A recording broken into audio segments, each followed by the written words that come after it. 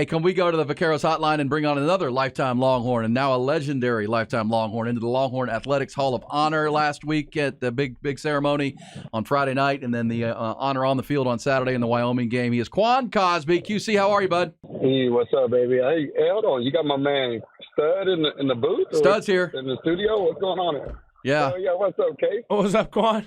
Dude, hey, as we get this started. I was going to say congratulations. I'm sure last week was, kind of a blur for you at this point, all that went on, but congrats. I appreciate that, man. It was, and of course, as Stud know, our boy Jay Scott was honored as well. Jordan Speed, Kelly.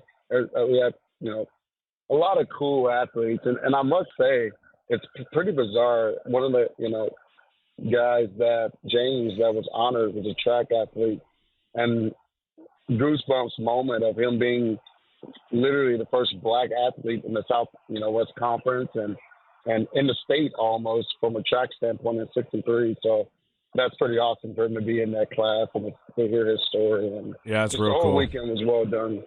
And the game itself, obviously, a little bit frustrating for a few quarters, and I thought Wyoming played a pretty good game plan and were sound, but at the same time, they blew it open. And how about that third into the fourth quarter thunderstruck, getting the crowd going, the drone show, the smoke, that was pretty impressive. Man, y'all know this very well. I'm pretty hard on CDC, and we argue a lot.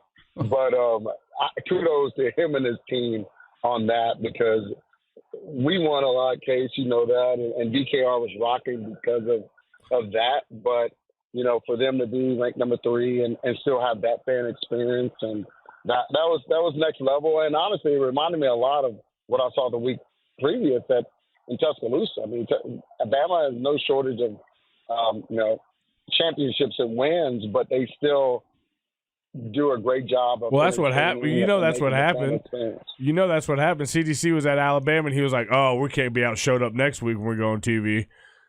That's what happened for the night game. He was like, "We can't. All right, we need all this do stuff." Do it up right. It's just way better than Don't Stop Believing. Exactly.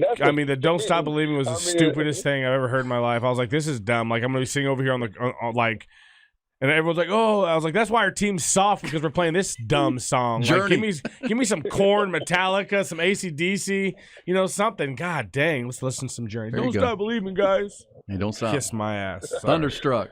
And they lightning bolt them right after that with 3 quick touchdowns.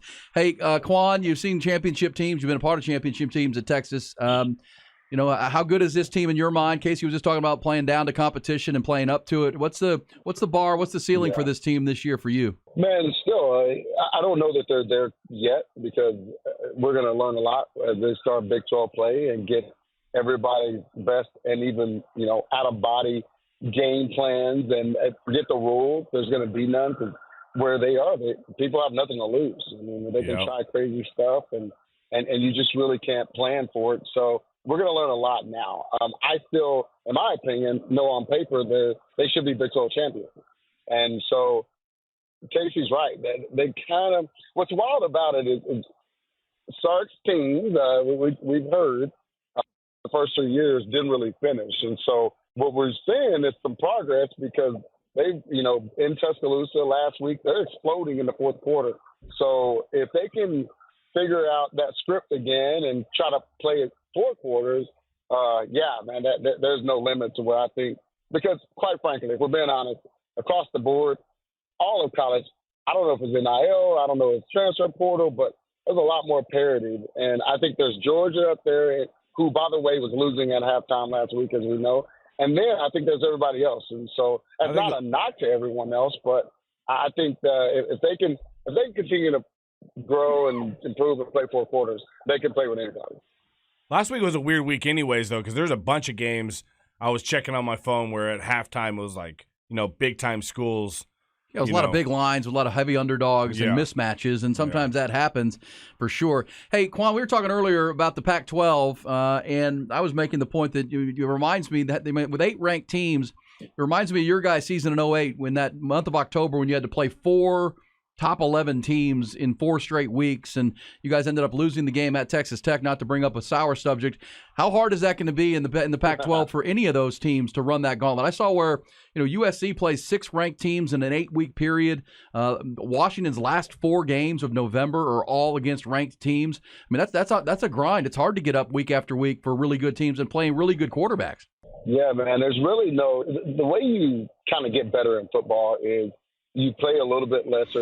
Everybody get on the SEC for having that cake, what we would consider a cake game mid-season or later in the season, but that's kind of a get healthy game. But when you're playing that many ranked teams every week and you have to show up on that level, you always play to your standard, but there's nothing like, ironically, we're playing Baylor this week, but Baylor during our day was like, all right, let's go kick their by halftime, play a little bit in the third, and let's get healthy, the late third, fourth quarter. And that's what you don't get. Every day is going to be a grind. It kind of comes like that. I'll tell you, which is so crazy and fascinating is their commissioner almost should get sued for malpractice.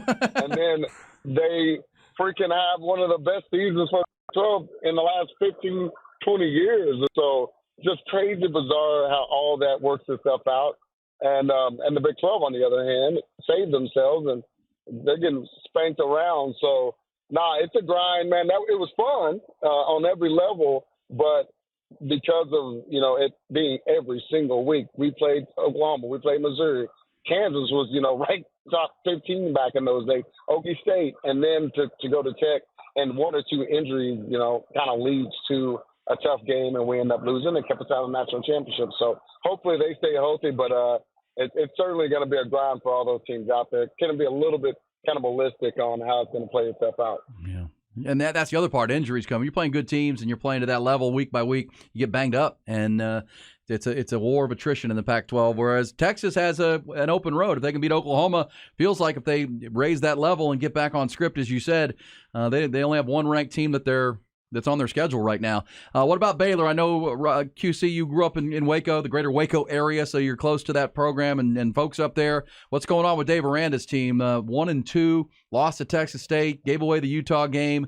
Didn't even look very good against Long Island last week when it was raining. What's up with Dave Aranda's team? Man, and again, I still get my cuts in Waco. I still go to Waco a lot. I'm dealing with all these Baylor fans. A couple of things. One, they're pumped because it's sold out. Because they don't have, being 1-2 and us coming to town the last game, they're excited about that. But I respect Coach Aranda on every level. The problem when I hear his press conferences, I feel like I'm hearing the most monotone. I don't know that people get overly excited about his culture. He's a good Christian man. We all love that piece of it. But like Casey said, he has more of a don't stop believing culture versus a Deion's let me run through a wall culture. And it's real. And then I don't think he embraces the portal like he should. Listen, man, I get it. I'm not a big fan of portals and the NIL together. But if I'm in their position, you better embrace it. You better own it if you want to be successful. And I just don't think he has. He had a very veteran team that Coach Rule left him, and he took advantage of it and had that great year. But since then, Baylor always a struggle bus for recruiting. Chip and Joe can't get any recruits to come to Waco. And then, I talked to a player, and they said his very, very, very, very, very first meeting, he goes in and he's like, I'm Coach Aranda. I'm looking forward to it. And walked out the meeting. Oh, man, I would have lost it. Just like, I'm out. Transfer me. Transfer me. Bring me some fire. It's not, for real, because it's just not translating to big-time Power 5 ball. So I think that's what they're saying. And kudos to G.J. Kinney, though, because he went to Waco and put a spanking on him, my Longhorn brother at Texas State. So I think that's the issue. And unfortunately, I don't see, certainly this year. But at the same time, everybody can make their year by beating Texas. So regardless of what we've seen with them, we're going to get their best and some. Yeah, no question. You got to expect the best Baylor team, but they are 7-9 since they won the Big 12 championship overall, and they haven't beaten a Power 5 team in their last 6 games. They're 0-6. Again, the only win is that Long Island game. So it's a program that's kind of collapsing in front of us and disintegrating. Same time, now they've got their backup quarterback, Sawyer Robertson, who has not played well at all. They're one of their top running backs, Dominic Richardson, the kid from Oak State, is out for this game on Saturday. So, we say should. You got to respect your opponent, but this should be a game the Longhorns can go in, and if they can get to 30 points, they're gonna win this game pretty comfortably in my mind. I agree. And the thing, I think their quarterback had 111 yards passing last week. Yep. I love me some Tebow, but that sounds like my year at the Broncos. We were averaging about 130 a game, and I had the most catches because I was a punt kick returner. But that's a problem for what we've seen in Texas defense. If we can make you one-dimensional and stop their run, which I know they're going to try to do to shorten the game, and make this backup quarterback have to – I mean, we saw the same thing with Milroe. And I will say, as an athlete, he threw a couple of dimes in there, but he couldn't do it consistently. And I'm with you. If we get 30, I don't know that they have the offensive horses and skilled players to outplay what our defense looks like right now, which is a top 5 defense in the country. Yeah, number one, according to ESPN, in the defensive efficiency metric, which is, they've been really consistent. Giving up some explosive plays, which you got to be careful of because you can expect Dave Aranda's team with Jeff Grimes throwing some razzle-dazzle at him, throwing the kitchen sink at the Longhorns Saturday night, Waco, knowing how important that game is to that fan base. Quan, thanks so much. And again, congratulations. Longhorn Hall of Honor now. You're enshrined, and rightfully so, but I'm sure that was an emotional weekend for you and your family. So congrats, my friend. Hey, man, I appreciate that. And I can't get off this without saying congrats to Rod. His world's about to change. Yeah. I'm so happy for our brother. We love these kids, but we love to backhand them. No, sleep. Tell Brooklyn. We don't. No sleep till Brooklyn. I love it. Thank you for that. I'll pass it along, and I'm certainly he may be listening at the hospital, and we appreciate you. Thank you, Quan. All right, there's the lifetime Longhorn, legendary lifetime Longhorn QC, Quan Cosby. And yes, you have 3 kids now, right, Case? Yeah, Quan's older than me and graduated 2 years after me. We played baseball. I know, but it's so weird. Played some ball. Now I talk to him like, you're not younger. You're always been older. See, I know this, that, our man Ty in there wouldn't have challenged Quan to a punt, pass, and kick contest, I don't believe. Maybe to a drive, pitch, and I would not challenge Quan to a drive punt. I would not. I've played golf with Quan many times. Quan is he would win the long drive. No, and you know I what? think I'm going to stick to challenging Casey on those. And you know what he is? He's whenever I play with Quan, it's typically been in a scramble, so you get 4 shots at every shot. And he is so clutch, man. So clutch. When you need a big one. He can have a couple bad holes, but when you need something big, like a good drive or a good chip, he's always the money. That's what great athletes do, like Casey yesterday. Right down the middle with the field goal, threw it the furthest, and punted it the second furthest. You lost to Ty in the punting, but yeah, it happens. Well, he got you in punting. Got me by a yard. you won the real athletic adventures. Now, you got to be a little disappointed about that you lost the punting, even though you were a backup punter in high school back in the day. Yeah, I never did it in a game. It was just I could practice get it far enough. I could catch the ball. as a deep snapper, I'm pretty familiar with the all special teams. There you go. The whole unit. I liked our deep snappers. They drank beer. They drink beer. I didn't hang out with the kickers. The deep snappers. Now, do you think I could shotgun a beer faster than you? There's one person I can shotgun faster than anybody I've ever seen in my entire life, and I'll put 1,000 on it right now. Who's that?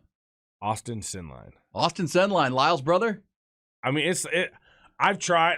I'm pretty damn fast, and I'm competitive as hell. Next thing you know, I'm just hammered. But it is wild. It's like it's done. Yeah. It's like what? I mean, I was like. It's inhaling. It's so fast. Austin Sinline. That's the one. You need to check. Where does Austin live? Here? He's out in. They're out in Fredericksburg. Okay, we may need to get that because Ty claims that he can beat anybody. He's like most people in my prime. He's like Doc Holliday. I can get back in shape for it though. He's your Huckleberry. I thought I was good, and Lyle was like, "You don't have a chance. You don't have a chance. You don't have a chance." I was like, "No, it ain't that bad." I came over there, and I was like, "Wow." I got it on film somewhere. I can't remember. I got it on like a good film, like on one of my shows. Hey,